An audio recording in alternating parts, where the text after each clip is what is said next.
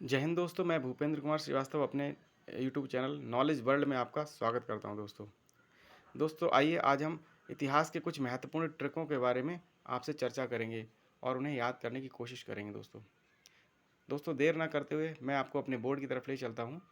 तो देखिए दोस्तों, पहला बोर्ड पे मेरा लाइन लिखी हुई है, शैव धर्म के संप्रदाय। शैव धर्म अर्थात जो भगवान शिव के उपासक थे उसे शैव संप्रदाय में लाया जाता है। और शैव धर्म के संप्रदाय की ट्रिक है पालक। तो हम पालक को डिफाइन करने के लिए पहला पा शब्द लिया है। पा से पाशुपत पाशुपत संप्रदाय, ला से लिंगायत संप्रदाय और का से कालामुख संप्रदाय। इस प्रकार इस पालक शब्द से शैव धर्म के तीनों संप्रदाय हमें याद हो जाते हैं दोस्तों। दूसरी ट्रिक है दोस्तों, पाटलिपुत्र की स्थापना किसने की थी। पाटलिपुत्र जिसे वर्तमान में पटना कहा जाता है और जो कि बिहार की राजधानी है। तो दोस्तों इस पाटलिपुत्र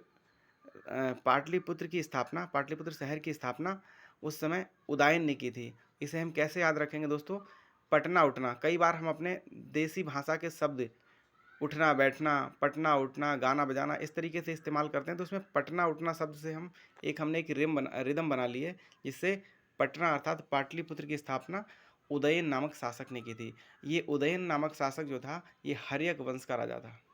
ठीक है दोस्तों। इसके बाद अगली ट्रिक है दोस्तों, अजातशत्रु का अन्य नाम। अजातशत्रु जो हर्यक वंश का शासक था, ये उदयन का पिता था। और अजातशत्रु का एक अन्य नाम क्या था, तो अजाति और कुजाति। जैसे हम कभी हिंदी भाषा में अपने देसी वर्ड बोलते हैं ना, अजाति कुजाति इस तरीके से। तो अजाति का मतलब हो गया अजातशत्रु और कुजाति मतलब कुणिक, कु से मतलब कुणिक हो गया।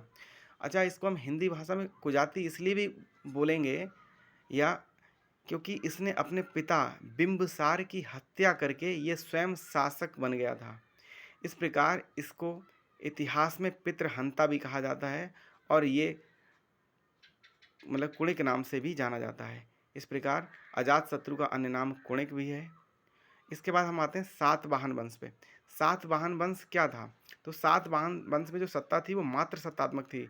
जिस परिवार में जिस वंश में सत्ता का संचालन, सत्ता की सर्वोच्च शक्ति महिलाओं या माताओं के हाथ में होती है, तो ऐसे परिवार ऐसे वंश जो है मात्र सत्तात्मक वंश कहे जाते हैं। इस प्रकार सातवाहन वंश जो है मात्र सत्तात्मक पद्धति पर आधारित था।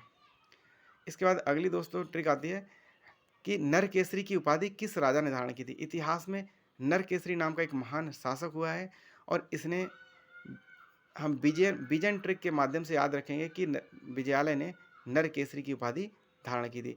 यहाँ विजन का शब्द विजयालय हो गया और नरकेसरी की उपाधि इस प्रकार विजयालय नामक राजा ने धारण की थी दोस्तों। उसके बाद दोस्तों आता है भारत में पोलो का खेल कौन विदेशी लेके आए थे भारत में। तो इसकी ट्रिक मैंने बनाई दोस्तों पालतू।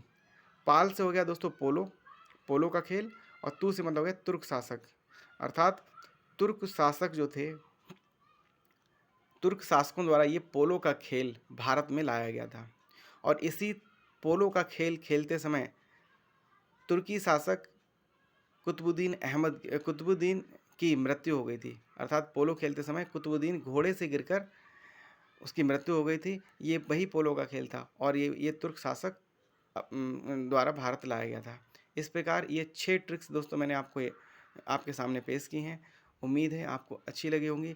अगर अच्छी लगी हो, पसंद आई हो, तो दोस्तों इनको लाइक कीजिएगा, शेयर कीजिएगा, सब्सक्राइब कीजिएगा दोस्तों। और वीडियो देखने के लिए आपका बहुत बहुत धन्यवाद दोस्तों।